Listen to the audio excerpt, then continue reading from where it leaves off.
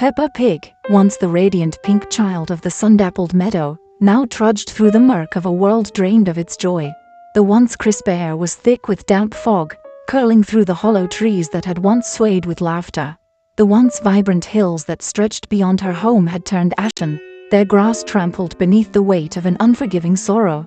The mud puddles, once a source of endless mirth, now seemed to mock her. Peppa's footsteps were heavy as she made her way toward the largest of the mud puddles, the one where she had played as a child, the one that shimmered with the warmth of an endless summer. But it no longer shone. It was a murky, blackened pool of despair, sucking in the light around it like a black hole.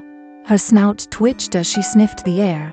The scent of earth and decay mixed with something darker.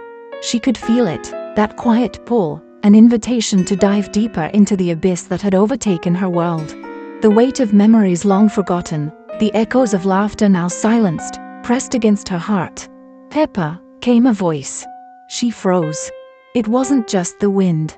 No, this was a voice she recognized, a voice she feared. It was Daddy Pig, but not the jovial, bumbling father she once adored. No, this Daddy Pig was thin, gaunt, his eyes sunken deep within his face. His hooves, once broad and solid, were cracked, his form hunched beneath an unseen weight. His once warm voice had turned cold, hollow. "Peppa, it's not what you think," Daddy Pig murmured, his words distorted by the eerie fog. "The puddles, they call to us. They take from us." Peppa turned slowly, her heart quickening. "What do you mean, Daddy?" Her voice was barely a whisper, her small frame trembling beneath the heavy atmosphere that clung to the land. Daddy Pig's smile was no longer comforting. It was twisted, drawn tight across his face like a mask. "The world is changing, Peppa. It's slipping away, and his words faltered, as though he couldn't bear to say them aloud.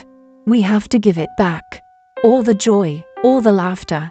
It was never ours to keep. It's why the mud is dark now. We've been too careless."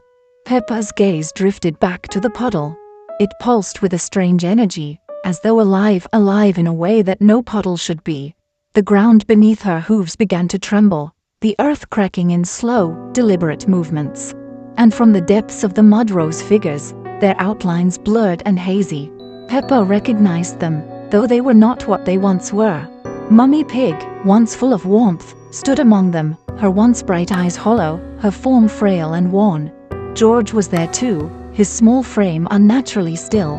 And in the distance, the faint, echoing laugh of a distant friend, Susie Sheep, sounded like a dying whisper. "You see." Daddy Pig's voice was barely a rasp now. "The puddles are feeding. They take everything. And soon, it will be us."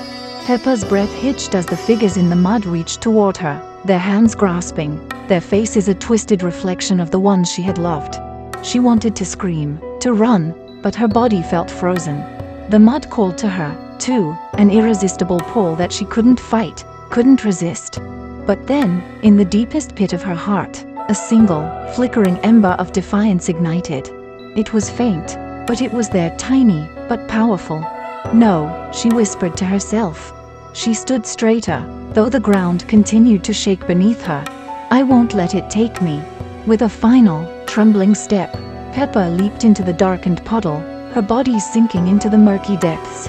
The world around her closed in, the fog thickening, the laughter of her family dissolving into a mournful hum. But as her body disappeared beneath the surface, a surge of light flared from within her chest, pushing back the shadows with the purest force of love she had left. For a moment, there was silence. Then, slowly, the puddle began to clear. The fog lifted. The sky, once suffocating and heavy, cracked open, revealing slivers of sunlight. And though Peppa Pig was gone, her love, the last, faint glimmer of it, remained. The land was not yet saved, but it was not yet lost either.